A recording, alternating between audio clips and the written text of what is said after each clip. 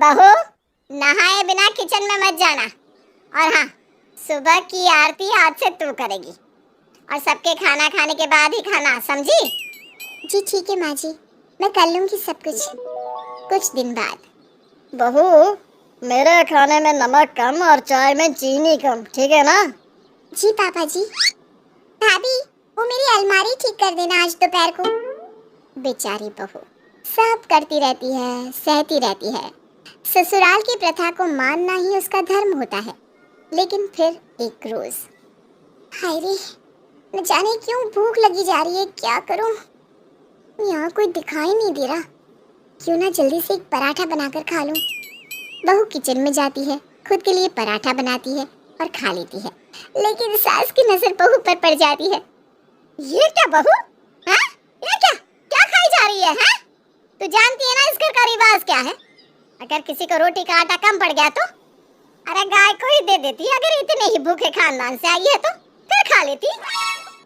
माफ करिएगा माँ जी, क्या है ना, नहाने के बाद भूख लगने लगती है तो रहा नहीं गया। बढ़िया ही रहा नहीं गया। सास बड़बड़ाती कमरे से निकल जाती है। तभी ससुर आ जाते हैं। अरे क्या बात है बहू, चाय में आज चीनी डाल दी, क्या हो गया? ध्यान कहाँ था? पापा जी, ये चाय तो इनकी थी, आपने क्यों पी ली? आपकी चाय तो मैंने आपके कमरे में ही रखी है जहाँ रोज रखती हूँ। अच्छा अच्छा, वो क्या है ना, मैं आज कमरे से जल्दी बाहर आ गया था तो सोचा कोई बात नहीं। सास फिर से आ जाती है। अरे इसकी हिम्मत कैसे हो गई ये कहने की कि आपने कैसे पी ली? अरे घर के बड़ों से ऐसे बात की जाती है क्या? कुछ सिखाया नहीं तेरी माँ ने? हाँ सही बोल रही है भाग्यवान। अरे मैंने गलती से चाय पी भी ली तो ऐसा क्या गुनाह कर दिया? बहू, ये भाषा बड़ों से ठीक नहीं है।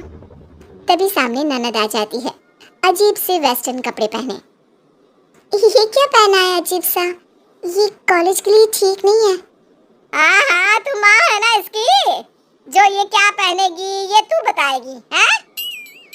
वैसे बेटी भाभी सही बोल रही है, ये कपड़े कॉलेज के लायक नहीं है। क्या?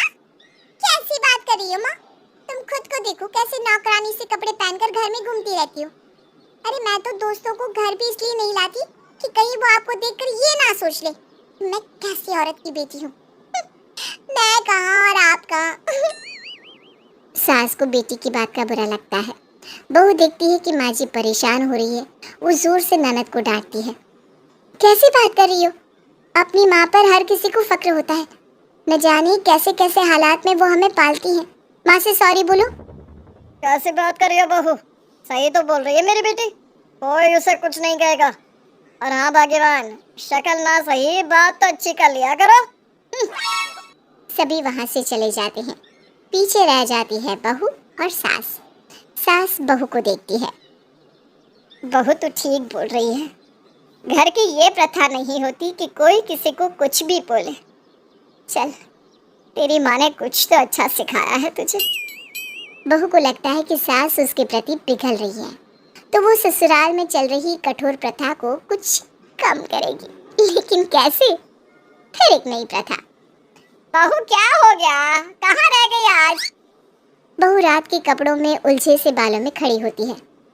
माँ जी, उस रात को देर हो गई थी तो सोने में फिल्म देख रही थी। क्यों, क्या हो गया?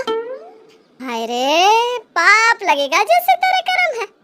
अरे घर में सबसे पहला स्नान घर की लक्ष्मी यानी कि बहू का होना चाहिए।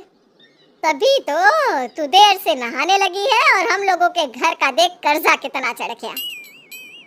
बहू हैरान, कर्जा? कौन सा कर्जा? ये जो लाल रंग की 4 पहिया है ना, इसी की ईएमआई जाती है, कर्जा नहीं है तो और क्या है? माँ जी, ये कर्जा नहीं होता है, कर्जे का मतलब होता है। तभी द ग्रेट ससुर की एंट्री होती है। अब बहू तू समझाएगी कर्जे का मतलब? हाँ ठीक ही तो है, कर्जा ही चढ़ा है और क्या। ऐसा क्यों नहीं तू अपने पापा को बोलकर इसकी ईएमआई खत्म करवा देती? हाँ, पापा तो शादी के कर्जे में ही डूबे पड़े हैं। हाँ, अब समझ में आया कर्जा क्या होता है। तेरे बाप का कर्जा कर्जा और हमारा ईएमआई। वाह बहू वाह, क्या बात कही है। बहू हैरान परेशान कि मतलब देश में जितने लोग ईएमआई दे रहे हैं, इसके पीछे कारण उनके घर की बहुओं का सबसे पहले स्नान ना करना है। माँ जी, मैं कल से सबसे पहले नहा लूंगी। देर से समझ में आती है तुझे ससुराल की प्रथा, लेकिन चलो अच्छा है समझ तो जाती हो। सभी अपने अपने रास्ते। बहू भी सुबह नहाकर पूजा करके सबको खाना खिलाकर खाना खाती और ससुराल की ये सबसे पहले की प्रथा का पालन करती। लेकिन फिर एक रोज, बहू, बहू कहाँ है? अब क्या हो गया, जाकर देखती हूँ। बहू ये देखो, ये है मेरे दूर के चाचा के बेटे का बेटा। वैसे तो ये मेरे बेटे जैसा है, और मेरा बेटा वो भी तेरे पति से बड़ा। तेरा क्या हो गया बता? माँ जी, ये कैसा सवाल है? आपका बेटा जो मेरे पति से बड़ा हो तो वो मेरे जेठ जी ही लगेंगे ना। बिल्कुल सही। तो बहू जेठ के सामने घूंघट करते हैं, हाँ? आज से ये जो चांद सा रोशन चेहरा दुनिया को दिखाती फिरती हो ना, उसे घूंघट से ढक लो। समझ गई? क्योंकि आज से ये हम लोगों के साथ रहेंगे। हाय रे फूटी किस्मत, सुबह नहाने में, सबके बाद में खाने में, और अब घूंघट। क्या करे ससुराल की प्रथा का। अब क्या था, सुबह उठकर नहाकर, भले ही कितनी ही जोर से भूख लगे, पर सबको खिलाकर ही खाना है।